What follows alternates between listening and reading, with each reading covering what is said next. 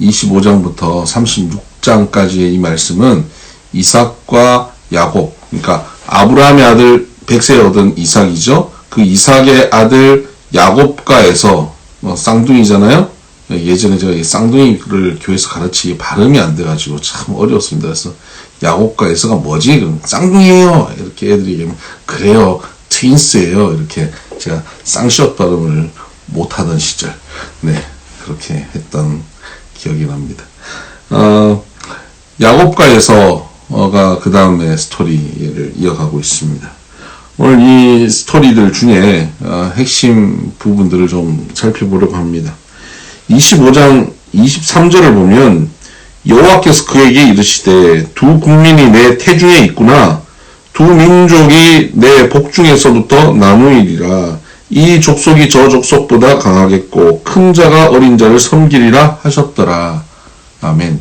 하나님께서는 아브라함의 자손, 그러니까 이제 이삭과 그 이후에 야곱과 에서 이 하나님의 그 선택한 아브라함의 후손들을 통해서 하나님 나라를 세워가기 원하시는 거예요. 결국 하나님 나라는 그 가정에서부터 시작되고 있는 겁니다. 그러니까 오늘도 우리의 가정에서 하나님 나라가 시작되어져야 됩니다.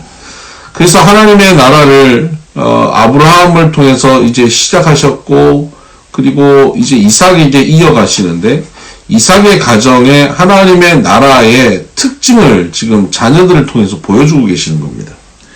어떤 특징입니까? 큰 자가 어린 자를 섬기겠다는 특징입니다. 큰 자가 어린 자를 섬긴다. 큰 자가 작은 자를 섬긴다는 것이죠.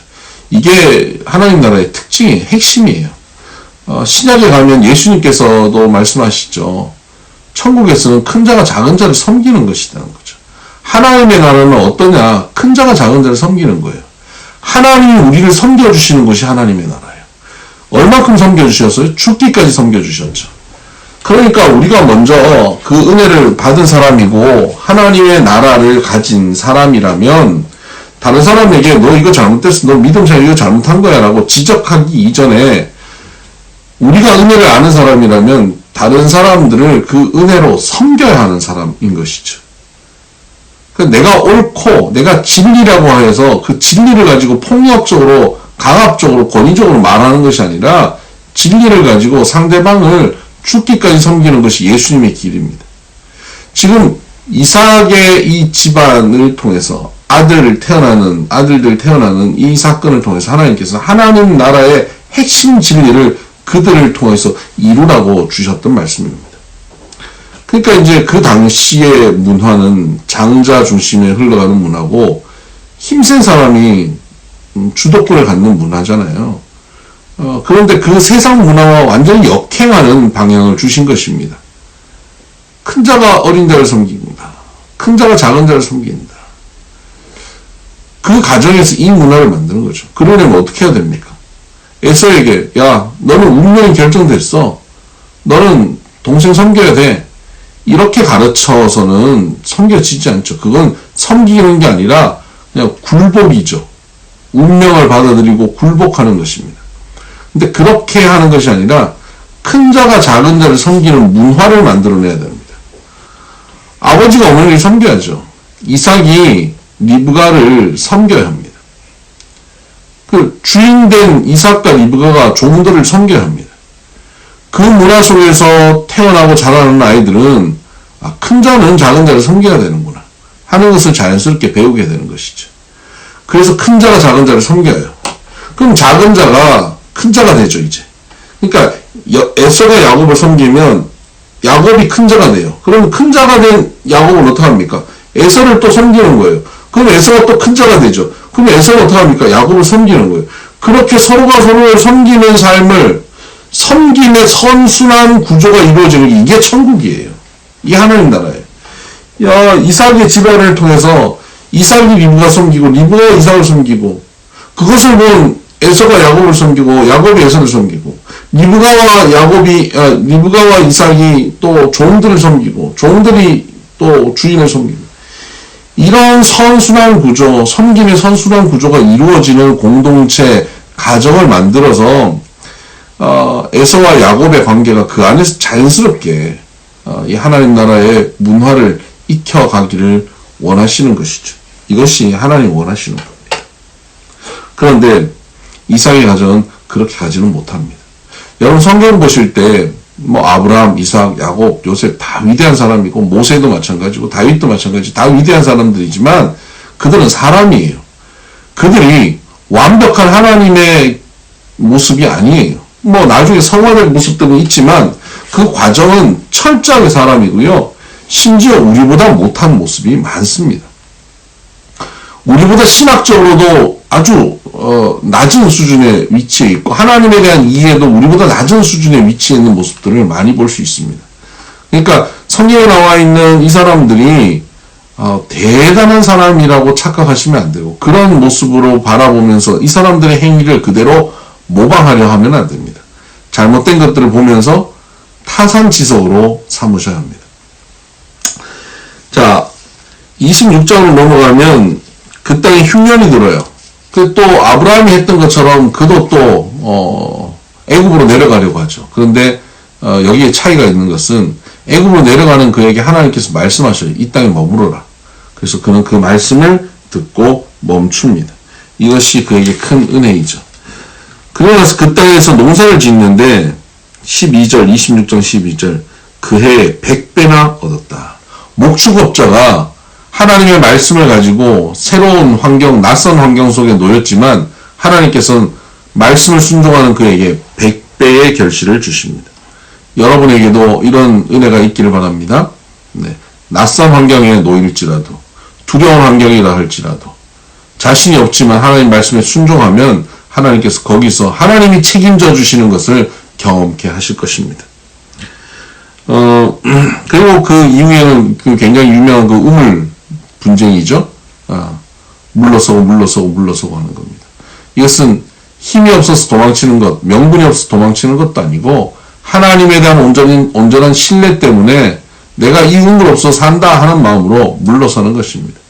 물러서니까 결국은 하나님이 함께 하시는 것을 그 블레셋 사람들이 보게 되고 그들이 이삭을 두려워하게 되는 것이죠.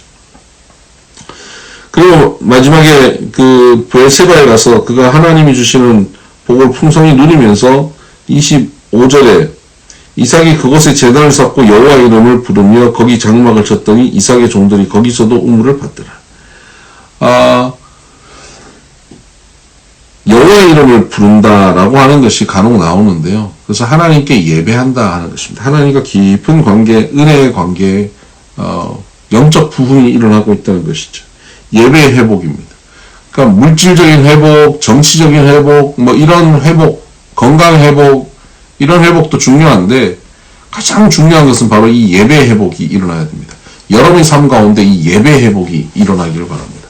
말씀을 일단 읽고 묵상하기로 결정하고 가시면 이 예배 회복은 반드시 일어납니다. 여러분 지금 우리가 이제 3일째 성경 통독하시는데 혹시 성경 통독 아직 시작 안 하신 분은 지금부터 오늘부터라도 따라오시길 바랍니다. 정 어려우면 읽기가 어려우면 그 드라마 바이블이라고 있어요. 그걸 그냥 틀어놓으시면 돼요. 그것도 힘들다. 드라마 바이블을 유튜브로 들어가셔서 트시고 그거 속도를 2배속으로 하면 굉장히 빨리 듣습니다. 그렇게라도 듣고 따라오시면 됩니다. 그냥 한번 따라와 보세요. 하나님께서 얼마나 큰 은혜를 주시는지를 경험하게 될 것입니다. 27장으로 가면 여기서부터 이제 이삭의 집안의 심각한 문제를 볼 수 있는데요. 이삭이 나이가 많아서 아들을 축복하는 일이 이제 있죠. 그래서 에서에게 너 고기 잡아와서 나를 위해서 요리해라. 그럼 내가 너를 축복하겠다. 그 얘기를 들은 어머니 리브가가 야곱에게 거짓말로 요리를 해서 들어가고 털 붙여서 들어가서 에서인 것처럼 해서 축복받으라고 조장합니다. 여기서 참 문제가 있지 않습니까? 저는 리브가의 태도가 굉장히 문제가 있다고 생각하는데요. 하나님께서 리브가에게 큰 자가 연약한 자, 작은 자, 어린 자를 섬기겠다고 하는 하나님 말씀을 주셨잖아요. 리브가는 하나님의 말씀을 알아요. 하나님께서 야곱에게 복을 주신다고 하는 것을 알고 있습니다. 야곱에게 장자의 복이 있다는 것을 리브가는 알고 있어요. 그러면 그 야곱에게 하나님의 뜻이 있다는 걸 아는 리브가가 어떻게 행동해야 하는가 하는 것입니다.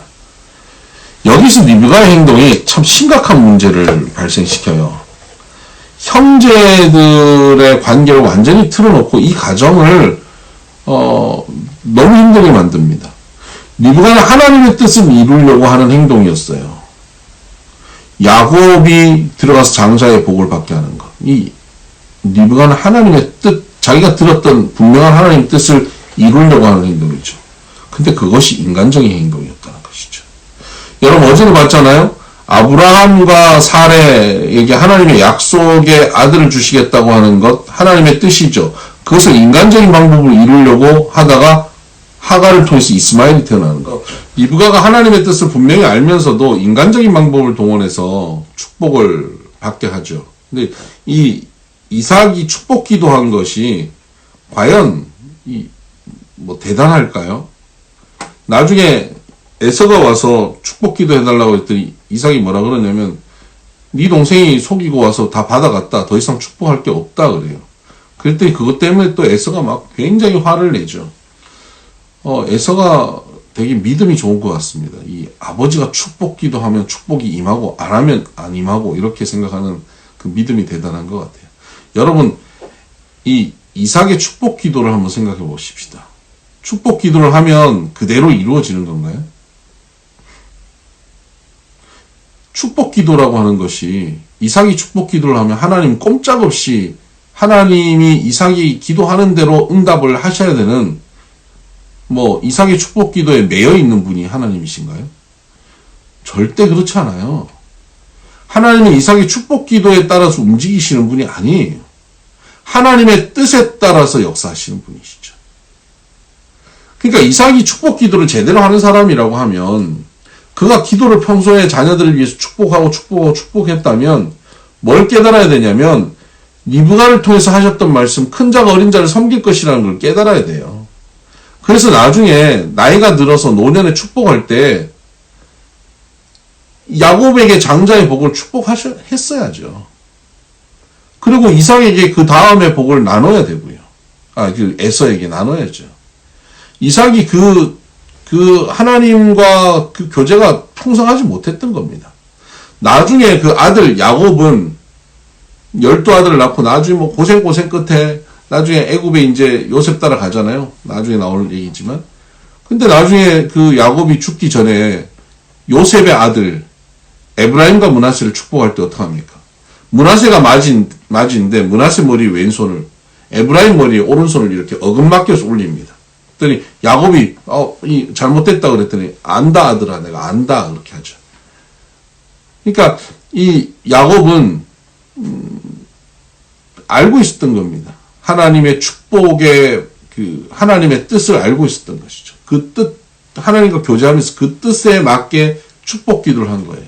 그 문화와 그들이 갖고 있는 감정대로 축복 기도한 게 아니에요.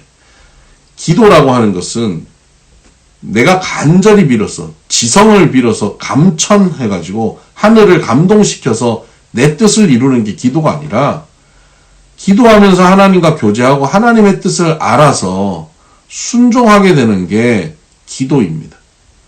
축복 기도도 마찬가지죠. 그런 맥락에서 이삭의 축복 기도가 그렇게 대단한 축복 기도라고 볼 수 없는 것이죠.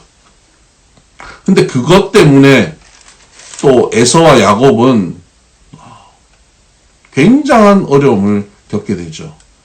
리브가가 조장하고 리브가가 하나님의 뜻을 열심히 있지만 그 하나님의 뜻을 인간적인 방법으로 자꾸 자기가 컨트롤하고 조장하려고 하는 것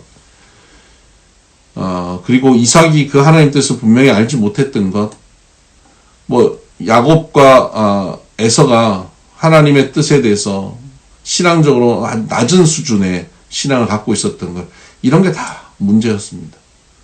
이런 것들로 인해서 집안이 심각한 어려움이 벌어지고 야곱은 결국 자기를 죽이려고 하는 에서 때문에 도망을 칠 수밖에 없죠.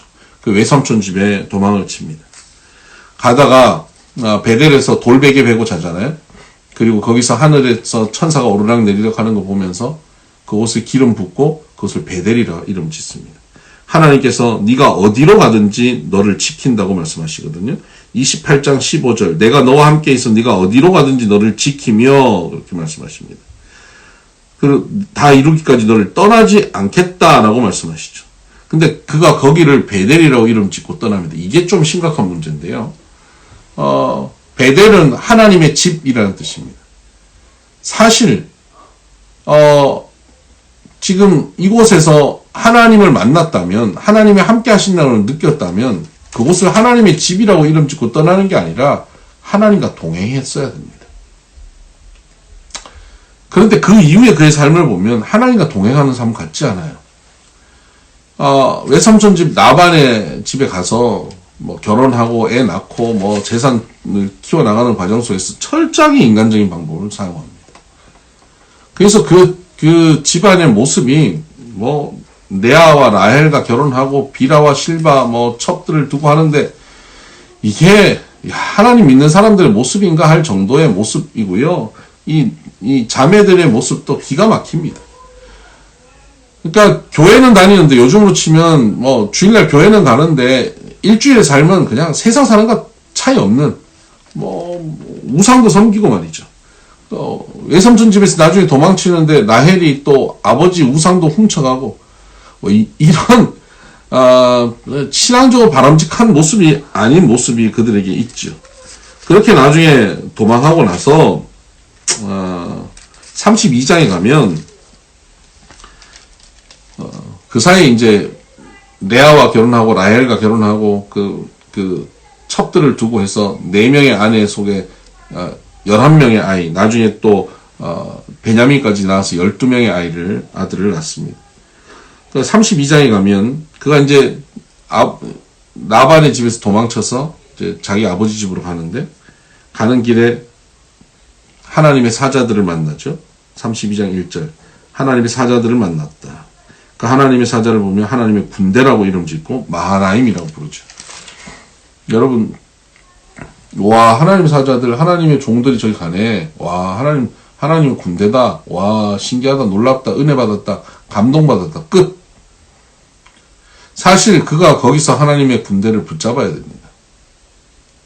간절함으로 은혜가 있을 때 그 은혜의 자리로 나가야 됩니다. 앞으로 그에게 닥칠 일이 뭔지도 모르고 그는 그냥 은혜 받고 지나가 버린 거예요. 여러분, 오늘 우리에게 은혜가 임할 때 그 은혜에 더 집중해 나가셔야 돼요. 그러면 그 다음에 훨씬 쉽게 그 다음에 길을 걸어갈 수 있는데 은혜가 임했는데 그 마하나임을 그냥 돌려보내고 맙니다.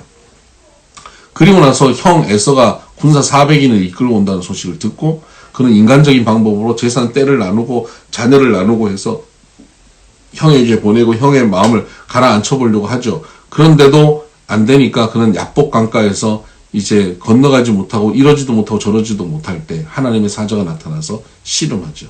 그리고 거기서 내가 아무것도 할 수 없는 것을 깨닫고 하나님께 당신이 나를 축복하지 않으면 내가 놓지 않겠다 라고 그 환도뼈가 부러지면서 붙잡고 기도하죠.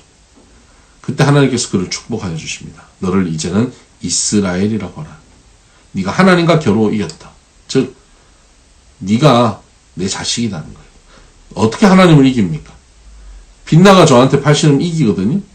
지는 진짜 저한테 이긴다고 생각해요. 왜 이깁니까? 제 자녀니까 이기는 거예요.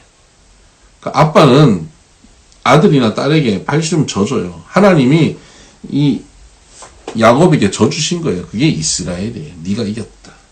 네. 시간이 별로 너무 빨리 중간에 끊어지기도 해서 다 살펴보지 못하는데, 그리고는 그가 또 나중에 바로 아버지 집으로 안 가고 옆으로 샜다가 거기서 또 어려움을 당하죠. 딸이 강간을 당하기도 하고, 그 일로 인해서 아들 시몬과 레위가 그 족속들, 희위 족속들과 약속을 지키지 않고 그들을 할례하고는 다 남자들을 몰살시키는 일이 벌어지고요. 그걸로 인해서 주위의 민족들이 이 야곱의 집안을 공격하려고 하죠. 야곱이 완전 몰살당할 뻔한 상황에 놓였습니다. 그때 그가 35장에 하나님께 말씀을 듣고 베델로 가기로 결정합니다.